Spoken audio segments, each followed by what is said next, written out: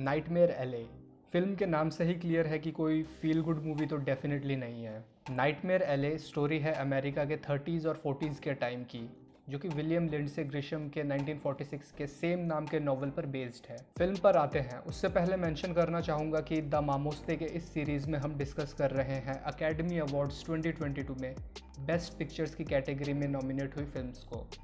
गुएर्मो del Toro की nightmare एले एक साइकोलॉजिकल थ्रिलर है।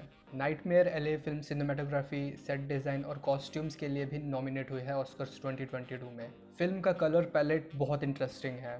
एक विंटेज वाली फील आती है फिल्म के कलर्स को देख के। शॉट्स और सेट डिज़ाइन देख के ऐसा लगता है कि कोई अच्छे ग्राफिक्स वाली कॉमिक बुक पढ़ रहा हूँ, मोशन कॉमिक बुक। कहानी स्टैन कार्लाइल की है, जिसका रोल फिल्म में ब्रैडली कूपर ने किया है। तो अगर कहानी को सीक्वेंशली देखा जाए तो बात उसके चाइल्डहुड से शुरू होती है, जो उसके पूरे लाइफ को इम्पैक्ट करता है। स्टैन का बचपन बहुत डिफ़िकल्ट था क्योंकि उसका फादर अल्कोहलिक था, जिसकी वजह से स्टैन की मदर अपनी फैमिली को छोड़कर किसी और आदमी के साथ चले जाती है। तो स्टैन को गुस्सा तो था अपने फादर पे और अल्कोहल पे।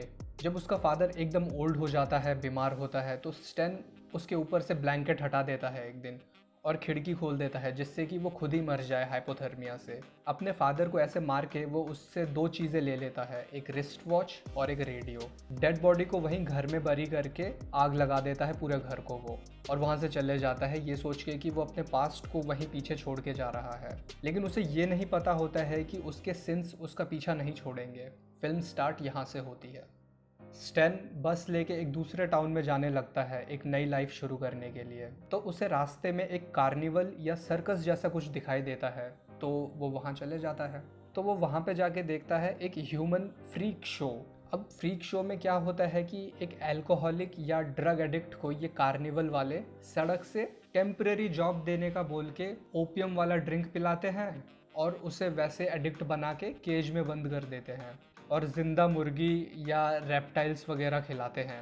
यही शो दिखा के क्लेम, जो कि मालिक होता है कार्निवल का, पैसे कमाता है। ये एक एक्ट होता है उस पूरे कार्निवल का।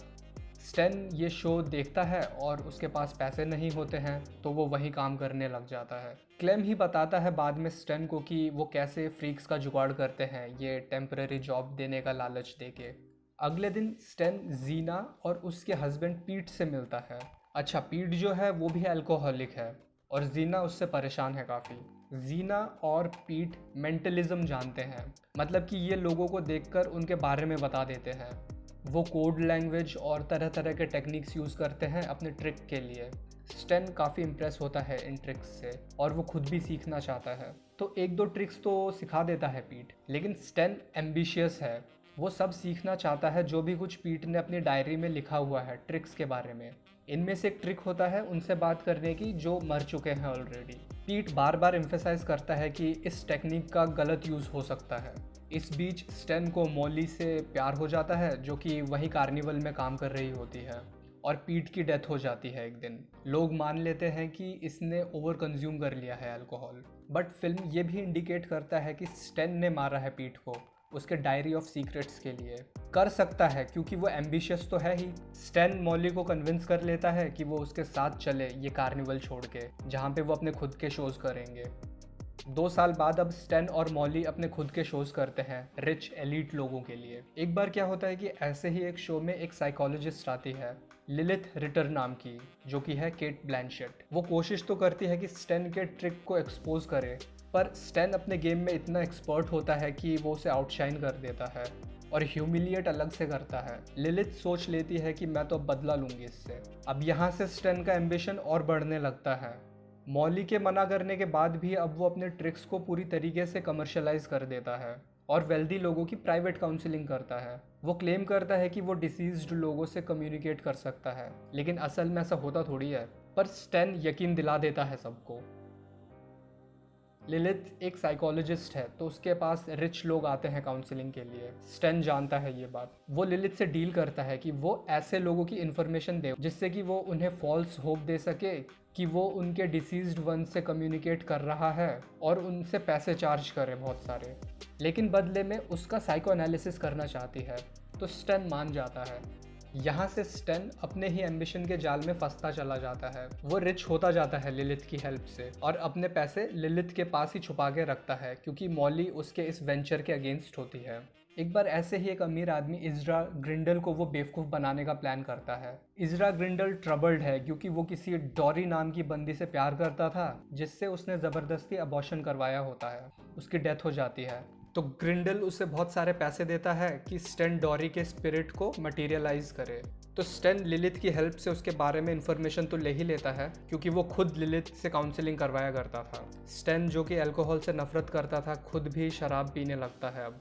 तो डॉरी की स्पिरिट को मटीरियलाइज करने के लिए वो मॉली को कन्विंस करता है कि उसे विग पहन के थोड़ा सा डॉरी जैसे दिखना है दूर से। ग्रिंडल फिर उससे अपोलोजाइज वगैरह करेगा और उनका काम खत्म हो जाएगा।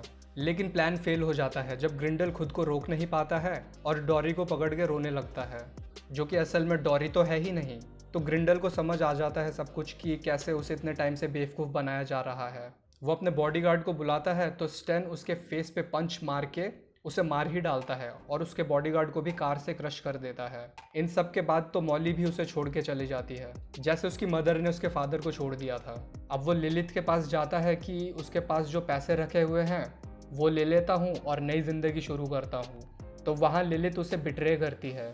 उसके सारे पैसों के बंडल को वो चेंज कर देती है $1 के बिल्स में।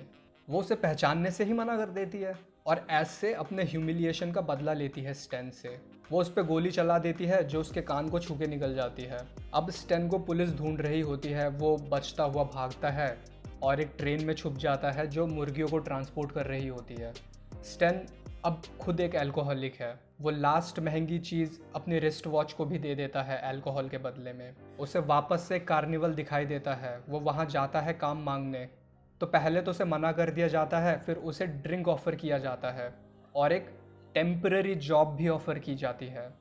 अब ये टेम्पररी जॉब क्या है स्टेन खुद भी जानता है और इसको अपना फेट मान लेता है और वो जॉब करने को तैयार हो जाता है। नाइटमेयर एले कहानी है एक ट्रेजिक मैन के ग्रीड और मैनिपुलेशन की, जो कि इतना एम्बिशियस हो जाता है कि अपने लव्ड वंस के वार्निंग्स को भी इग्नोर कर देता है। उसका पास्ट और उसके सिंस उसका पीछा नहीं छोड़ते हैं। जिस चीज़ से वो सबसे ज़्यादा नफरत करता था वो खुद भी वही बन गया है, एक अल्कोहलिक।